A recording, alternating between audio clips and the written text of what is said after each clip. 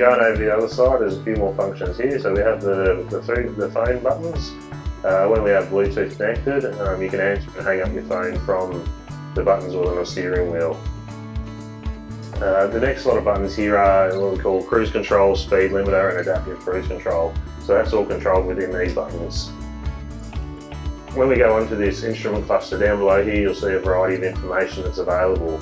So for instance, we're in neutral here, we're not doing any speed, and we're down at 500 RPM, so that's idling along at the moment. When a driver hops into the truck, first off they'll go to the stalk on the right hand side, and they'll select the drive function. So we're automatically gone into third gear, that's our takeoff gear in this instance. The vehicle's going to start moving. We'll jump ahead and get the driver up to 80 kilometers an hour. Let's say they're in 10th gear. Revs are up around 1300. So driver's coasting along. Driver's coasting along there, 80 kilometers an hour. You can see here that none of this is displayed, it's not activated. What you can do is start using these buttons here. So you can press the limiter button. And when you look at this part of the instrument cluster, it says you're in limiter mode. And we can set that. So we've set it at the speed we're doing, that's 80 kilometers an hour. So now we have our limiter function activated and we cannot exceed 80 kilometers an hour with the truck.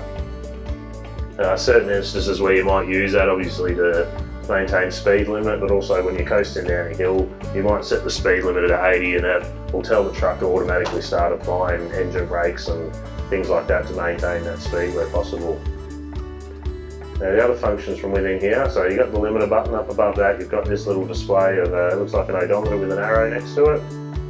When you press that, it toggles between, you can see the display changing here, so you've got the odometer with the arrow, which is the cruise control function, or you can toggle it to adaptive cruise control. So when you see a vehicle above it, that means you're in the adaptive cruise control mode, or proximity control we call it.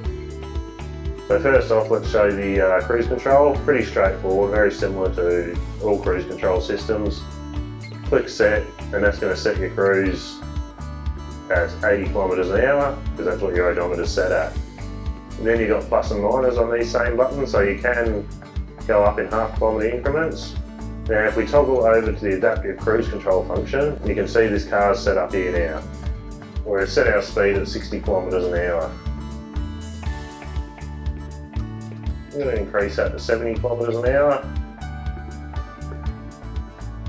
What I'm going to do is bring up this function. So this is the vehicle display. So what it's showing is we're approaching a vehicle. This will actually display on the instrument cluster. So when it sees this vehicle coming ahead of it, as soon as it gets down to, this is the distance, this white line. So as soon as it gets down to 39 metres, our vehicle said, hang on, we're getting too close to this truck, we're going to back off. So you can see it's, even though our cruise is set at 70 kilometres an hour, it's adjusted our speed down, so we've gone down to about 63 kilometres an hour, which is the same speed of the vehicle in front.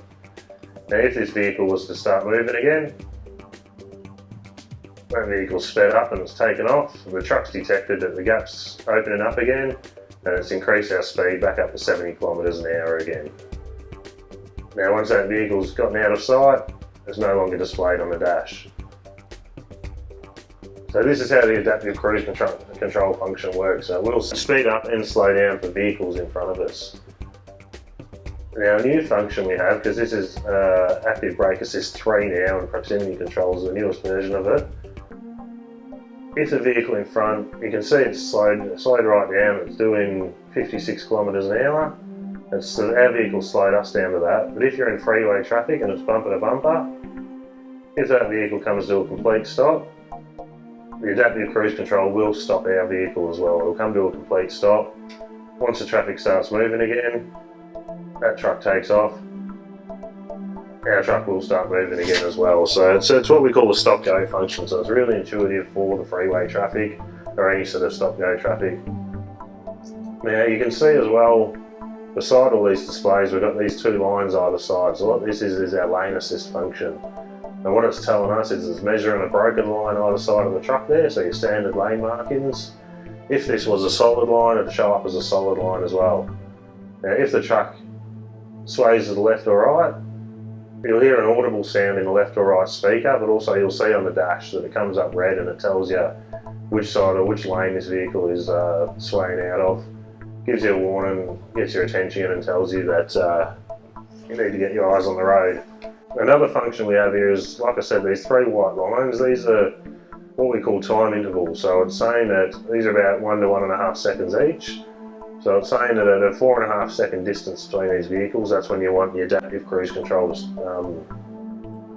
to operate.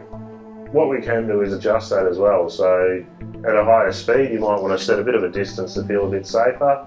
And you can say, all right, I want a 6 or 7 second gap in between these vehicles. So at 100 kilometres an hour, that's quite a bit of distance. But if we're in freeway traffic, we're only doing 10 kilometres an hour, that's quite a large gap there, and you're going to have cars jumping in front of you all the time.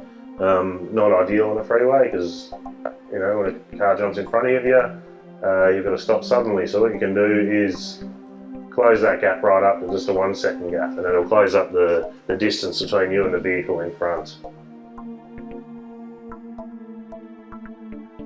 So what I did there as well was I used this last button, which I need to explain. So this is the drive functions that you can adjust. So in an idle mode, you can click it once and it brings up this idle gauge. And what you can do is adjust the idle up to 750 RPM. We'll have to display that on the truck outside. Second function, which we just spoke about, is the adaptive cruise control. So this adjusts the time intervals or the distance between you and the vehicle in front. And the final one is your Eco Drive function. So with Eco Drive, this will adjust when you've got cruise control set. It'll tell the vehicle at what stage do you want it to start applying additional brakes or ancillary brakes, such as engine brake and things like that. So if you've got cruise control set at 80 and you have plus 9 kilometres, it'll allow the vehicle to get up to 89 kilometres before it automatically starts trying to slow itself down. The reasoning behind that is things, I guess when you're driving through hilly terrain, you know you've got your cruise set at 80, but you might say, hey, when I'm heading down a hill, I want it to actually go up to 89 kilometres an hour to get a bit of momentum to help me up the next hill. So it's really a fuel saving technique.